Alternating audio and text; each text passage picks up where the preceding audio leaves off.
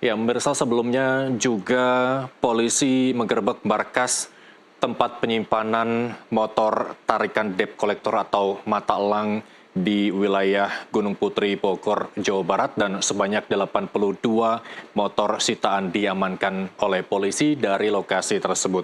Dan untuk mengetahui bagaimana kronologi penggerebekan dan juga penangkapan 9 yang diduga sebagai debt collector atau mata elang, kami telah terhubung melalui sambungan Zoom dengan AKP Aulia Robi, Kapolsek Gunung Putri. Selamat sore, Pak Kapolsek.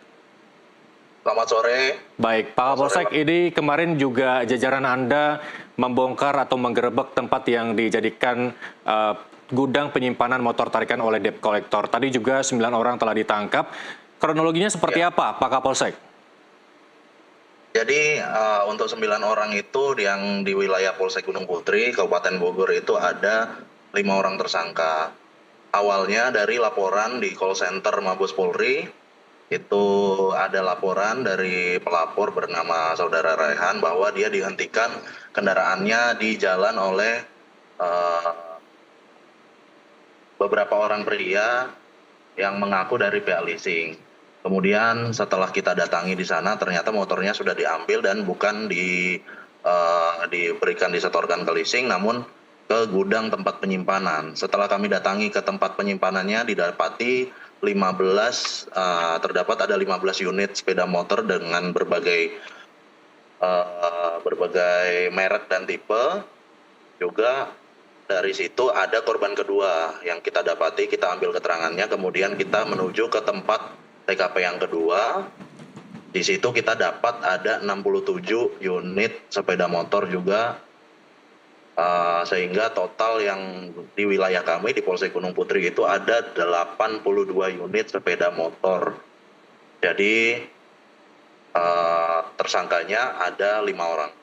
Baik, dari keseluruhan tersangka, apakah terafiliasi satu sama lain perusahaan mata elangnya, Pak Kapolsek? Untuk terafiliasi atau tidak, bukan. Karena untuk afiliasi dengan, kita sudah cek juga dengan finance juga sampai sekarang belum menemukan bahwa adanya hubungan antara mereka. Baik, ini masih menjadi momok masyarakat, terutama para pengendara sepeda motor yang khawatir atas aksi debt collector atau mata elang ini. Kalau modusnya bisa diinformasikan secara detail sebagai bahan kewaspadaan masyarakat seperti apa, Pak Kapolsek? Jadi untuk apabila ada setiap tindakan aksi premanisme, baik itu yang mengancam atau menyuruh melakukan sesuatu atau tidak berbuat sesuatu, silakan apabila Bapak Ibu merasa terancam, silakan dapat melaporkan kepada call center 110 di.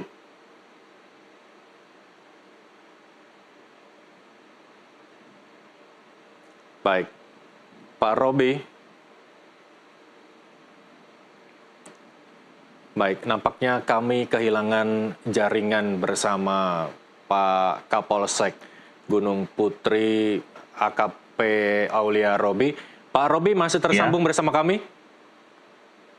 Iya, sempat putus tadi, Mas. Sempat terputus, boleh diulang informasinya, silakan.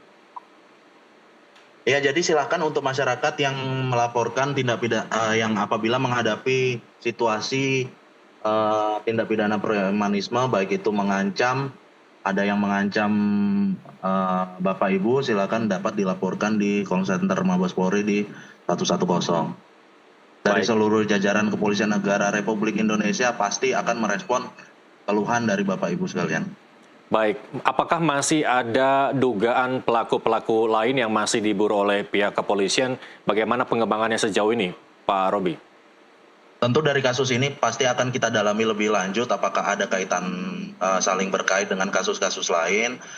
Kita juga mencari laporan polisi yang sudah ditangani selama ini. Semoga dari hasil pendalaman tersebut bisa berkembang lebih jauh lagi. Baik, sebenarnya masyarakat perlu tahu status hukum dari debt collector atau mata elang ini seperti apa sih, Pak Robi?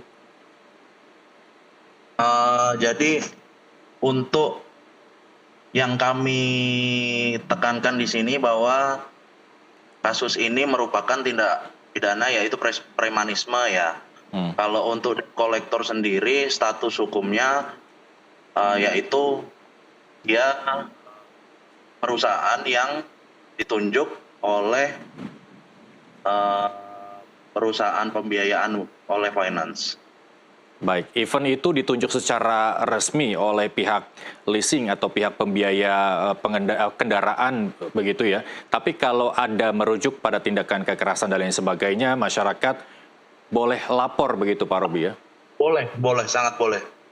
Baik, bagaimana proses pelaporan hingga pihak kepolisian melakukan tindakan terhadap laporan masyarakat tersebut Pak Robi?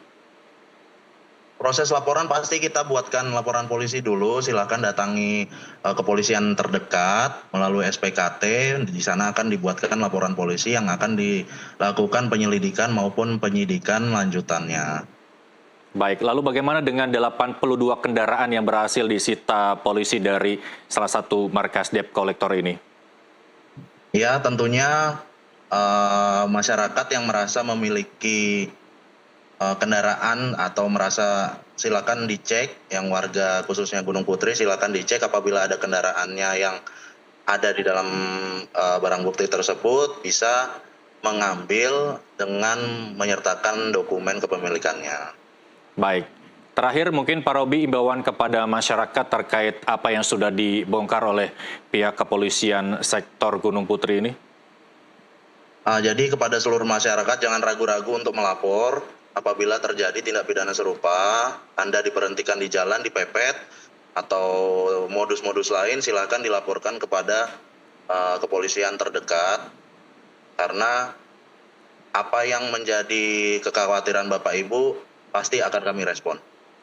Baik, selain tindak kekerasan atau pencurian dengan kekerasan ini yang melibatkan preman berkedok debt collector atau mata elang, kejahatan-kejahatan apalagi yang harus diwaspadai masyarakat, terutama masyarakat di lingkup Gunung Putri, wilayah Anda, Pak Robi?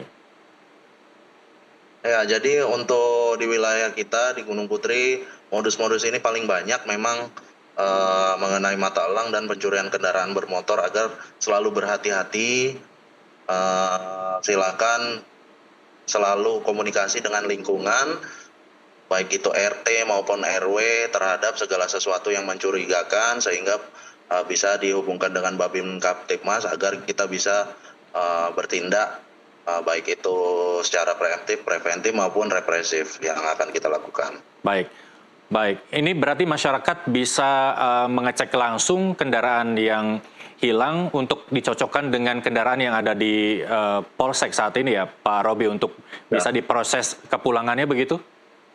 Silakan Pak, silakan. Baik, terima kasih AKP Aulia Robi, Kapolsek Gunung Putri atas kesempatan waktunya bergabung bersama kami di NTV Crime. Selamat kembali bertugas.